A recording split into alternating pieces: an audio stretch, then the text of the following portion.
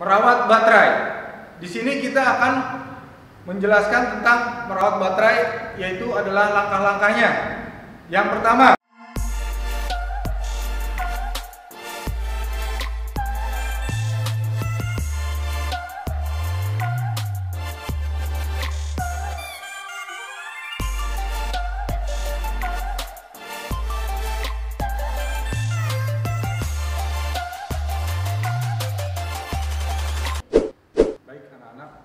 Assalamualaikum warahmatullahi wabarakatuh. Selamat pagi, selamat siang, selamat sore, selamat malam bagi anak-anak siswa SMK Rahayu Mulyo. Kali ini perkenalkan terlebih dahulu, nama Bapak adalah Pak Erik Erlangga.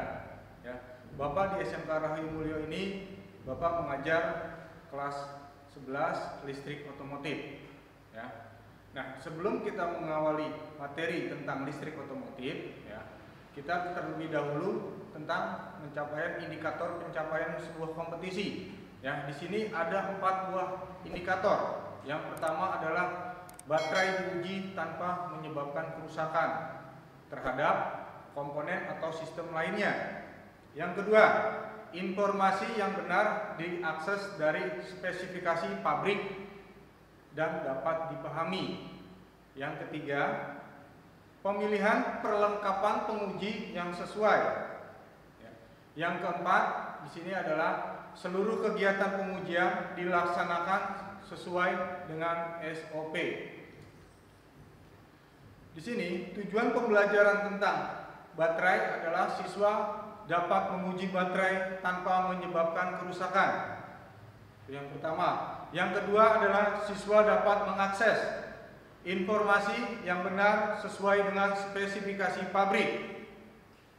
Yang ketiga, siswa dapat memilih perlengkapan pengujian yang sesuai. Yang keempat, di sini adalah siswa dapat menguji baterai sesuai dengan SOP.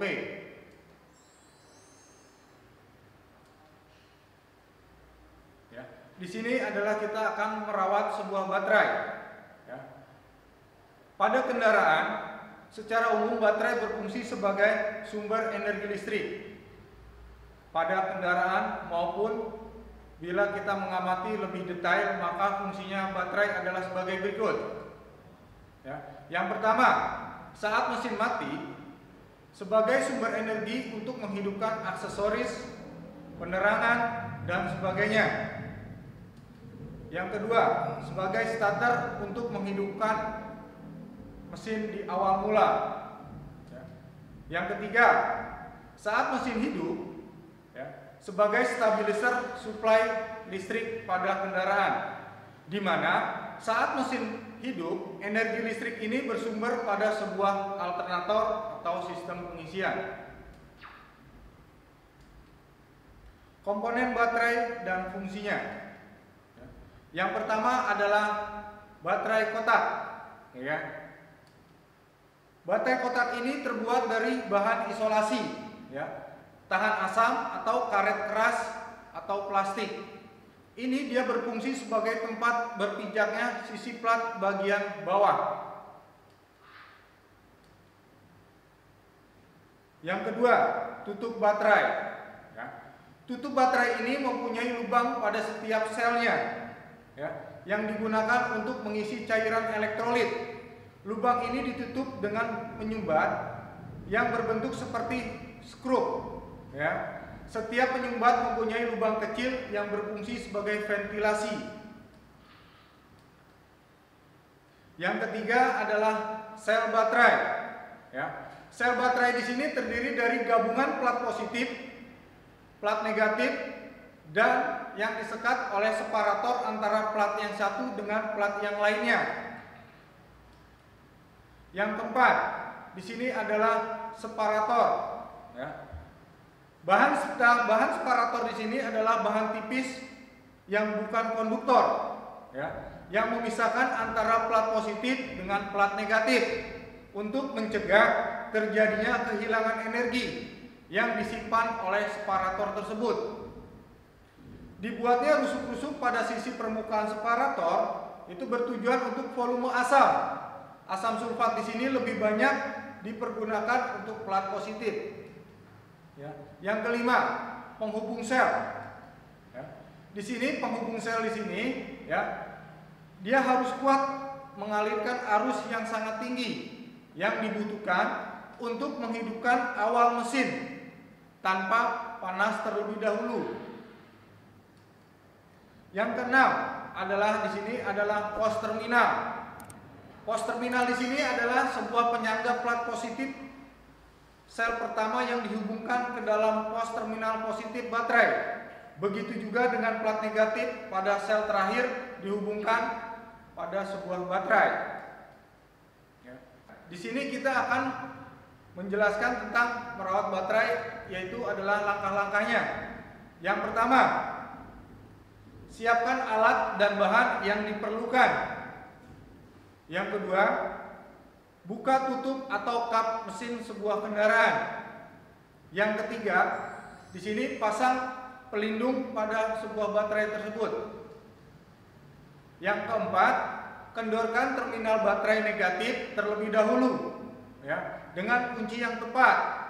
Dan hati-hati, jangan meletakkan kunci baterai di atas baterai. Hal ini dapat mengakibatkan hubungan arus pendek atau konsleting listrik. Yang kelima di sini adalah bila terminal tersebut melekat dengan kuat pada pos terminal, jangan memukul atau mencungkil terminal baterai saat melepaskannya. Ya, ini dapat merusak pos baterai atau baterai itu sendiri. Gunakan obeng untuk melebarkan terminal tersebut, kemudian tarik dengan skrup khusus. Yang keenam, lepaskan klem baterai dengan melepas mur pada tangkai pengikat. Ya, di sini angkat baterai dari kendaraan. Hati-hati saat kalian mengangkat, jangan sampai cairan elektrolit pada baterai tersebut tumpah ke dalam bodi kendaraan. Di sini akan mengakibatkan tergoresnya atau terkelupasnya cat bodi kendaraan. Yang ketujuh, bersihkan terminal baterai menggunakan amplas atau sikat khusus.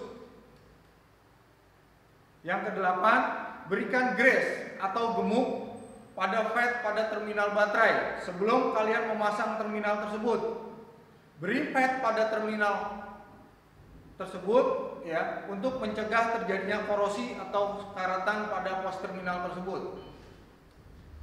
Yang kesembilan, lindungi terminal baterai positif dengan menutup karet atau isolator guna menghindari hubungan pendek dan terminal baterai sering rusak akibat korosi. Penyebab korosi adalah uap dari elektrolit dan panas akibat terminal kendor. Ya, di sini bila kendaraan lama tidak digunakan, maka energi listrik yang tersimpan di dalam baterai itu dapat mengakibatkan kosong dengan sendirinya, ya, sehingga mesin tidak dapat di starter.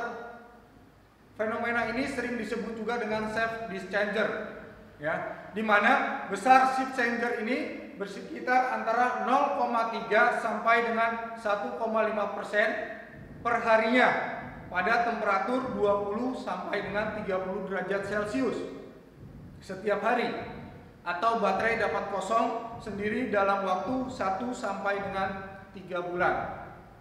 Ya, demikianlah pembahasan kita hari ini, ya. Ini ada beberapa soal yang harus kalian kerjakan, ya. Di bawah ini, di sini ada yang pertama, sebutkan fungsi komponen-komponen baterai.